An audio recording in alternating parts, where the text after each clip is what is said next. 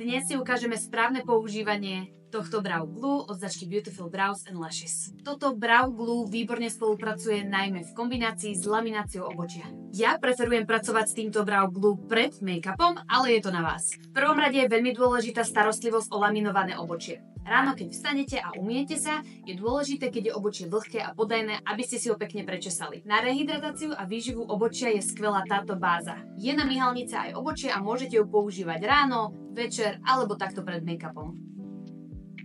Pár minút počkám, aby sa báza poriadne vstrebala. A nasleduje Brow Glue. Aplikácia priložiť štetec obočiu a poriadne ho pritlačiť až na kožu, aby sa gel dostal úplne všade.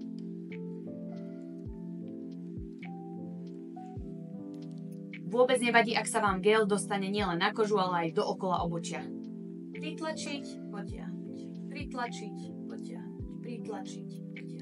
Ako môžete vidieť, produkt je na celom obočí a na všetkých chlpkoch. Ešte predtým, ako vyschne, si ho vyčešeme do požadovaného tvaru. Malý trik, týmto guľatým vrchnáčikom si viete chlpky, ktoré vám odstávajú, popritlačať pekne ku koži. Absolútne sa netrápte tým, že máte produkt aj mimo obočie. Ak ste si ho vyčesali do tvaru, aký sa vám páči, nechajte ho poriadne vyschnúť. Ak náhodou počas toho, ako vám bude obočie schnúť, si všimnete nejaké chlpky, ktoré menia tvar, jednoducho s čistým štecom si ich vrátite pekne na miesto. Dbajte na to, aby obočie bolo naozaj 100% suché.